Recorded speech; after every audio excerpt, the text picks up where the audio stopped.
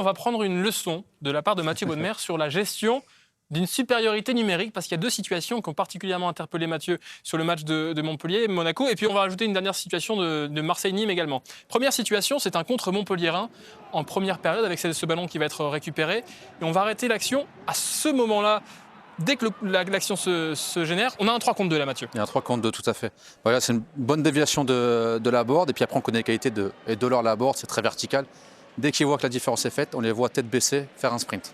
Alors on avance un petit peu légèrement la situation, c'est Mollet qui a le ballon donc, qu'est-ce qu'il doit faire à ce moment-là, Mathieu? Pourquoi c'est pas forcément très bien joué de sa part? Non, c'est pas bien joué. Quand vous êtes comme ça, déjà la première chose, Andy Delors, pour moi l'appel il est bien parce qu'il isole son défenseur.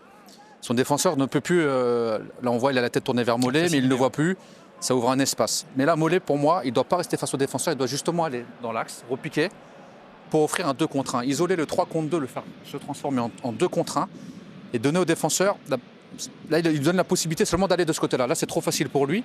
S'il va de l'autre côté, il est obligé de se retourner à un moment donné, soit à droite, soit à gauche, et de faire un choix, soit de suivre Florent Mollet, soit d'aller sur la board. Là en l'occurrence, sa conduite de balle ne permet pas de faire ça. Résultat, au moment où il donne la passe, eh bien Maripane est déjà prêt à intervenir. Maripane, il est déjà les yeux tournés vers le ballon, mais surtout vers la board. Il voit les deux. En plus, sur l'action, on va le voir, je pense que c'est Mollet qui dit un peu à la board, va sur le côté, fait l'appel. Le ballon, il n'est pas très bien donné, encore une fois. Et là, du coup, le 3 contre 2, il est mal géré, malheureusement. Situation inverse. Monaco part en contre cette fois-ci. Ben Yedder au ballon, c'est un 3 contre 1. C'est un peu plus favorable encore du côté des Monégasques. On retrouve en tout cas la volonté d'être large à 3 écarté. sur la largeur. Voilà, déjà, il faut être écarté. Là, Ferry, il est vraiment tout seul. En plus, il recule, donc c'est pas évident face à 3 joueurs lancés. Mais dans l'ensemble, au démarrage, Jordan Ferry, il gère plutôt pas trop mal. Ouais, il essaie de gagner du temps en reculant comme ça. Si on avance légèrement, ce qu'on voit, c'est que Ben Yedder, il vient bien le fixer aussi. Là, on voit toute la différence. Et Ferry a changé d'ailleurs sa position. Exactement. Et on voit l'arc de cercle un petit peu. Au lieu d'aller tout droit Ben Yedder comme l'a fait Mollet, on le voit se diriger et foncer entre guillemets sur le défenseur pour un moment donné, l'obliger à prendre une décision. Soit je sors sur le joueur, soit je recule. Et après, c'est à Ben Yedder de bien décider et d'être juste techniquement. Et on voit Ferry s'est orienté de ce côté-là. Il vient changer ses appuis et c'est ce moment-là, il n'a plus d'appui, où Ben Yedder va donner le ballon dans le bon timing. Là, c'est la différence. Pour moi, ça, le 2 contre 1, c'est révélateur de l'intelligence du joueur, la qualité technique et de la compréhension du jeu. Là, à partir du moment où il voit que le défenseur change ses appuis, il sait qu'il peut se retourner, aller vite, et c'est à ce moment-là qu'il choisit de donner le ballon. Il va donner le ballon à Golovin qui ne va pas le fructifier. On va revoir cette action en ralenti pour bien l'apprécier. Mais c'est vraiment important pour tous les jeunes footballeurs qui nous regardent peut-être.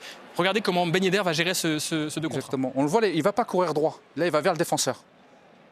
Vous voyez, là, sa petite course, elle est un petit peu incurvée. Et à partir du moment là, il voit se retourner une deuxième fois, boum. Parce qu'il y a un troisième Monégasque évidemment hors de l'écran.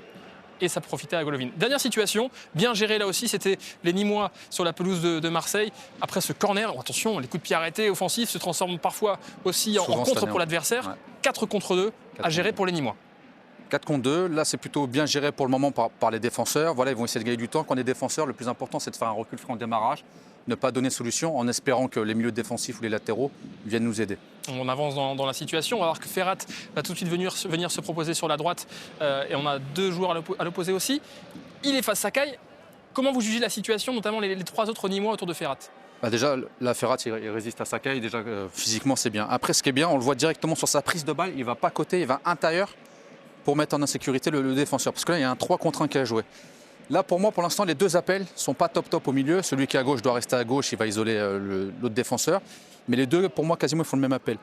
Là, l'attaquant devrait presque faire un sprint pour aller là et libérer et mettre encore en sécurité. C'est-à-dire que Rongier, soit reste là-bas, soit, mais normalement, il est en sécurité pour venir à l'intérieur et ça ouvre les perspectives de l'autre côté. Oui, alors finalement, malgré tout, il va y avoir le bon appel qui va être fait par Alacouche qui va prendre cet appel. Et au moment de la passe, finalement, les Marseillais doivent s'arrêter à un moment et la Ferrat l'exploite très bien.